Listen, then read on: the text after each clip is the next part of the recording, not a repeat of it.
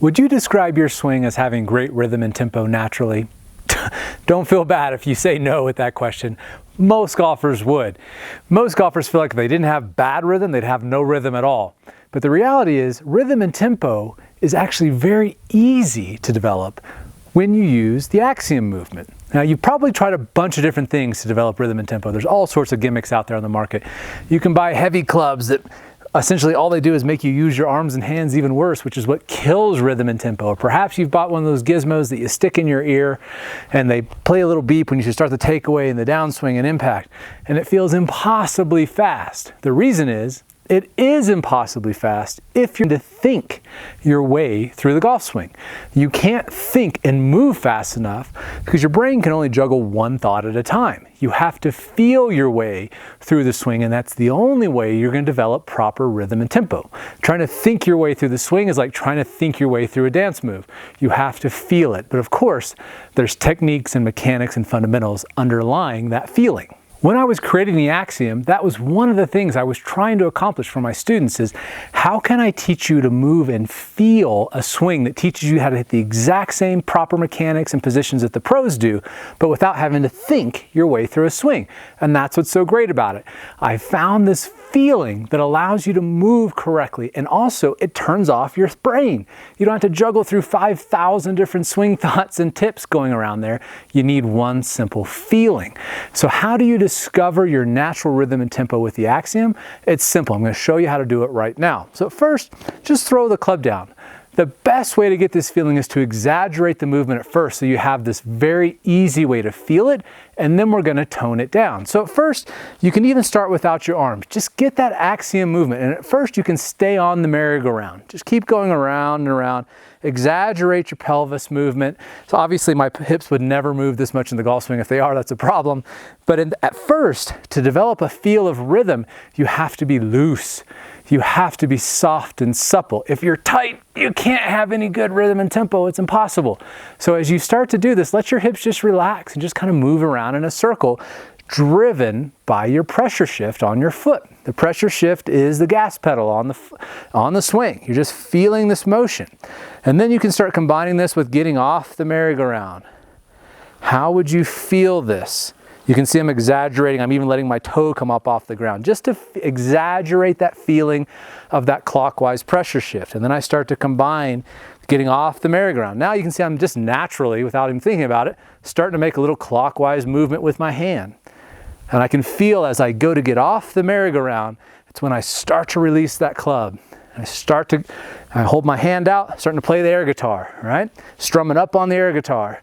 And now I combine this with a little bit of rotation in my backswing. Remember that little shoulder blade, getting that arm back to throw. Now I'm starting to feel the whole thing coming together. Again, big exaggerated movements at first, so you can feel how everything falls together, how the gears start to mesh between your arm movement, your hip movement, your upper body movement, all driven by the clockwise pressure shift of your foot.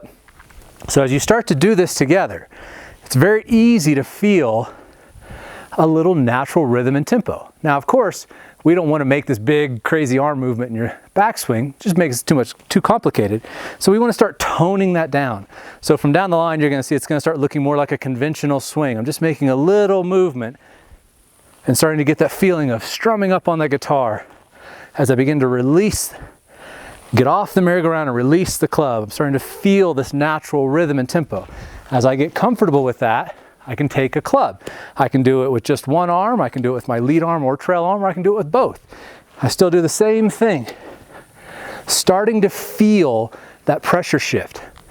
The speed at which you can comfortably shift your pressure around that foot, which creates that butterfly effect that moves your whole body, that's the speed you want to settle into. And try going really fast, and then go really slow, and then find the spot in the middle that feels comfortable that you can do that every single time. So if I try to go really fast, my swing just feels out of sync, feels a little out of rhythm, out of tempo. If I try to make that pressure shift really slow, that feels a little too syrupy. But I want to find that pressure shift where I can feel like I don't feel rushed, but I don't feel like I'm trying to purposely slow down my swing. That's how you find your perfect rhythm and tempo. You focus on feeling that pressure shift around your foot, because that's what's moving your entire body. You add that little tiny little clockwise movement with your hands to get the club to move correctly and get on plane and path and release. And now you're starting to feel how you feel perfect rhythm and tempo for you.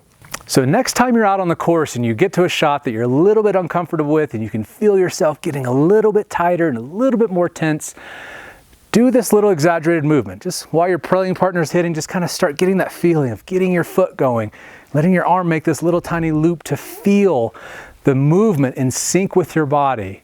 And you'll start to feel more relaxed and more fluid and more comfortable to help you recenter and find your natural rhythm and tempo again. And then if you're on a shot where you're just really uncomfortable, combine that with the compression drill. You know by now that the compression drill can hit the ball just as far, if not further, than when you make your full swing by just feeling like you're stopping at lead arm parallel to the ground.